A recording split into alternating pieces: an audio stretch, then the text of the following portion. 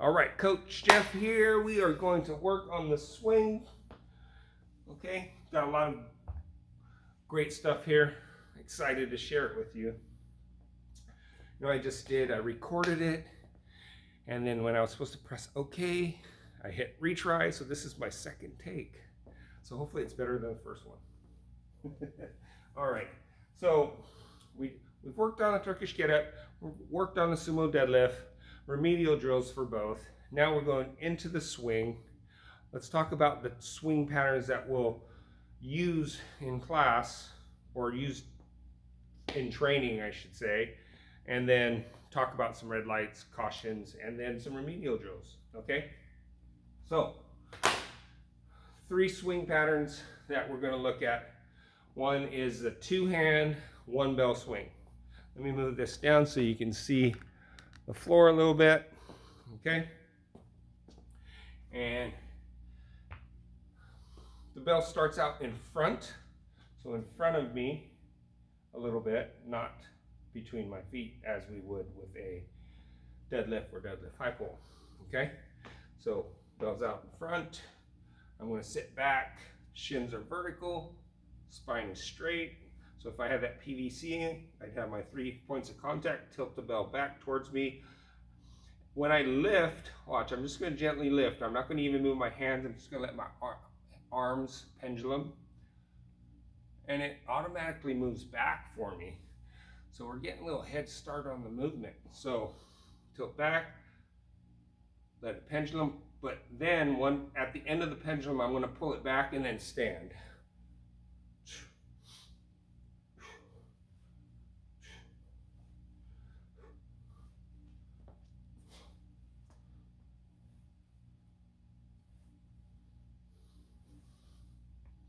So your starts and stops should look the same. Hopefully you can see that I might have been doing it a little bit early, but I hinge right as the kettlebell gets back here. So as I'm coming here, I want to start hinging, not hinging while the bell's out here. Okay, so that puts you at greater risk of injuring your lower back. All right, so the one concept you really need to get with the deadlift, the high pull, swing, clean, snatch, as we move forward, is that the body parts that generate force is your legs and hips, not your back. So I'm going to give you an analogy, something to think about. Hopefully this makes sense. Is that you have an automobile, and the automobile has an engine or a drivetrain, okay, which includes the engine, the transmission or transaxle, if it's a front-wheel drive car, which drive shaft to a differential, and then eventually out to the wheels and the ground, okay? So the engine is the power plant. It produces the power. The transmission takes that power and directs it towards the differential, which changes the movement of rotational movement this way to rotational movement this way to propel you forward. Hopefully that makes sense. So engine makes power, transmission takes that power, puts it back towards the differential, so it transmits the force. The differential then changes the direction of that force to turn your wheels to propel you forward or backwards if you're in reverse. So I'm going to apply that analogy to the kettlebell swing or deadlift, clean, whatever. Our engine is here, down. It's our legs, hips, okay? The lower half of our body. Our transmission is the core. The core has to be able to transmit the force that this produces to the differential or the hands, and eventually the kettlebell, which represents the wheels, or the wheels and the road, okay? So if we use our legs and hips to produce force, it has to get transmitted through the core. So in other words, we have to have a stable core. out the hands. So this vertical movement turns into more of a curvilinear movement through the differential of our arms. Okay, so legs and hips is our power plant, core is our transmission, arms differential, the kettlebell is the thing we're trying to drive. Okay, so the thing about this is I see a lot of people when they first learn RDLs, deadlifts, swings, cleans, snatches, it doesn't matter what tool you're using, sandbag, barbell, kettlebell, dumbbell, whatever. I often see too much of the back doing the work. In other words, I'll see this. Watch my knees and hips. They won't move all that much, but my back is moving. Whereas if I was using my legs and hips, it would be more this. And then where my back ends up is a consequence, or it happens based on what my legs did. So you got to get to the point where hips first. That's what raises the kettlebell up or lifts the kettlebell. It's not your back. Okay, yes, the back's going to have, it's not supposed to be the mover of the exercise. It's supposed to help stabilize and transmit the force from the hips to the kettlebell. That's all the back's supposed to do.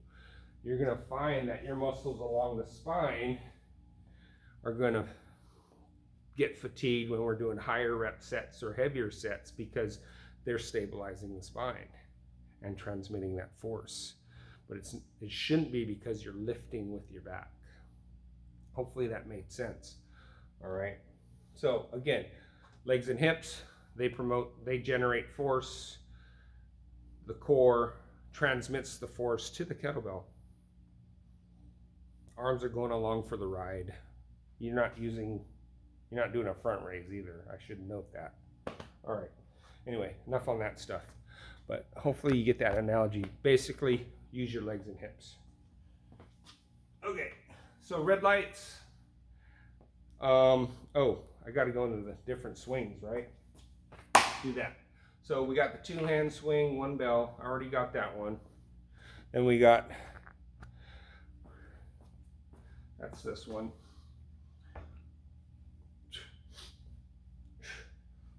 So 1 hand, 1 bell. This hand should trace. Everything's the same. Don't rotate. See how I'm dropping that shoulder? We don't want that to happen. Stay neutral. Stay square. Thumb should, on swings, the thumb should point back, not forward. I see a lot of people point that thumb forward. That's asking for an elbow injury. Okay, so that was the 1 hand, 1 bell. I'm going to 2 hand, 2 bell. Okay, everything's the same. Via the handles pointing towards me. I'm behind the bell. I'm going to start with the back swing, then stand.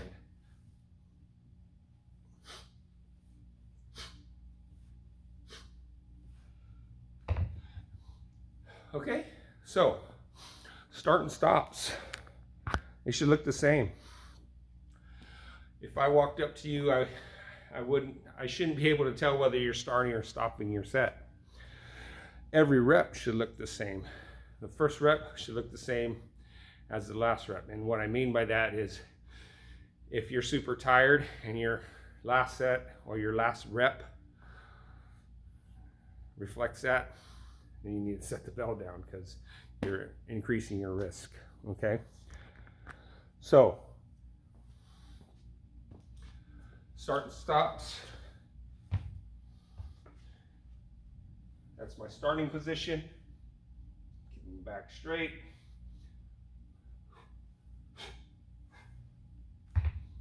And you can just practice that. That was a start and stop practice.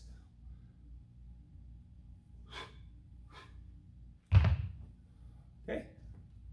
There's your start and stop practice.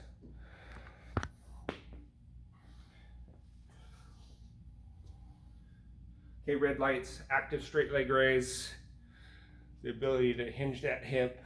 That's the yellow band in the FMS, or in the Smart Group Training, SGT. Rotary stability, it's rotational stability, that's wrong. And that usually just comes into play when we're doing the single hand stuff. And then trunk stability, obviously. Right, remember the transmission? We have to have trunk stability, okay? All right, so remedial drills. Got the toe touch drill.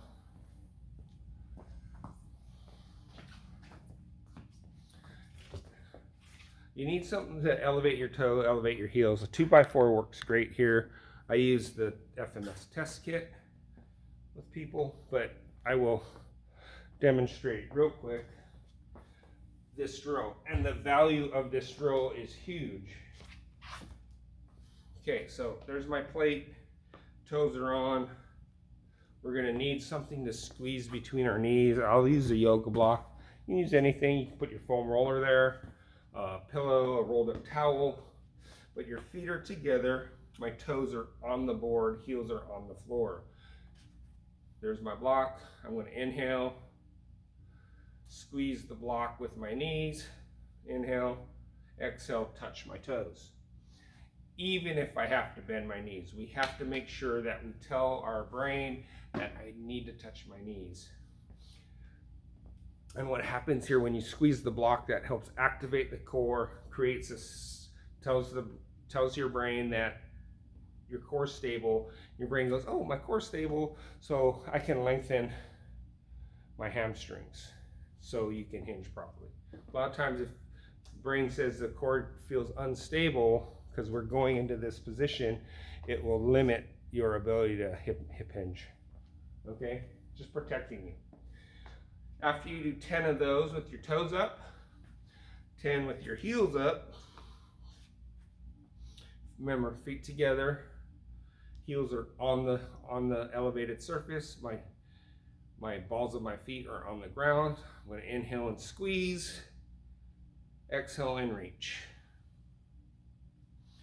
And I would honestly test before and after. Test your toe touch before and after.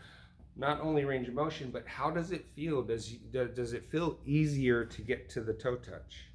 And you know, I mean, if you can place your palms on the floor, you don't need this drill, unless perhaps you're not keeping your back straight.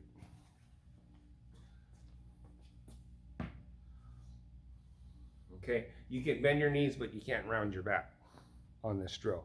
And then as you progress, bend your knees less and less while still touching the toes. Okay, so that's your toe touch. PVC pattern, you guys have seen this before. This helps teach spinal positioning or patterning, right? Nape of the neck, small of the back, that's where my hand placement is. Try not to have a hoodie there. And then go through your RDL, range of motion. Remember, the RDL can and is a way for me to assess whether or not the swing is appropriate, along with doing the FMS screen or IMS screen or whatever, some type of assessment, because the swing can be challenging for people with low back or core stability issues. So we need to make sure it's safe for you. Okay. So that's your PVC pattern drill. For rotary stability, so rotational work and core stability itself, especially addressing the posterior part of the core, which includes the hamstring and glutes.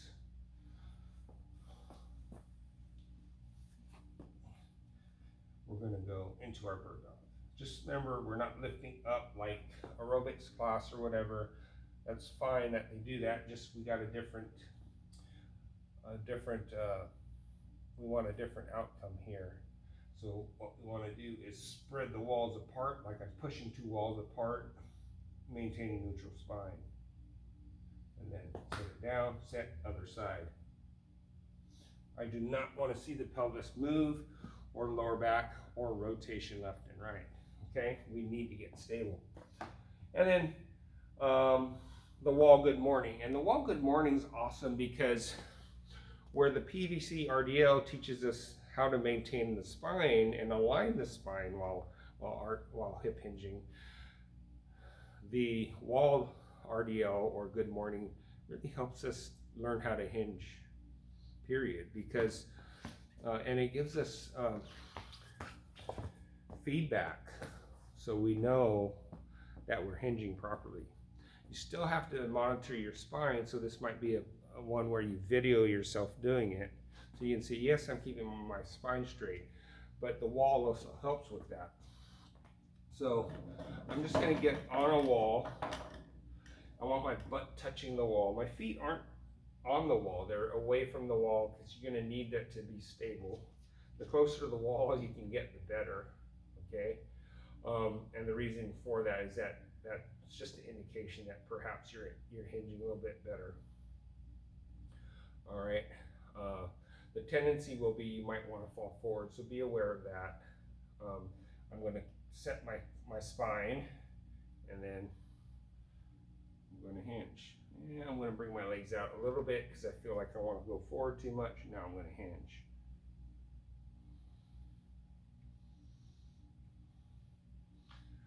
You might feel a little lightness in the heels, like they want to come up a little bit. That's okay, just be careful. So what I want to experience here is that I can feel my pelvis actually moving up the wall. And that's telling me that I'm hinging. So if this is my pelvis, I'm hinging properly. So the sit bones are actually traveling up versus they stop and then I round my back. Those are entirely different. So you need to be aware of that. That pelvis has to move and your spine has to be neutral. Okay, excellent drill. It's helped me a lot. Okay, I had to repattern my hinge a little bit because of back pain. Okay, and the other part about this is the wall keeps us from doing a kind of an artificial hinges, which is what I was doing largely in part of some of the kettlebell stuff, was this, sitting back too far to hinge. So kind of an artificial hinge. It's still a hinge, it's just a different way of hinging versus this. Right? You can see where my hips translate back very little compared to the previous one I demonstrated. All right, so those are your remedial drills for the swing. This time, I want to hit OK so I don't have to do this a third time. All right, you guys, hope this tutorial helps with your kettlebell swing, which is what we're going to work on this coming week. I hope you're enjoying it. Hope you're getting a lot out of this stuff. And remember, always come to the mindset, have the mindset that I'm practicing a skill first and then training second. Okay? We want to get the skill, move well, move safely, and then we can apply this to our training and get some great results from it. All right, you guys, thanks.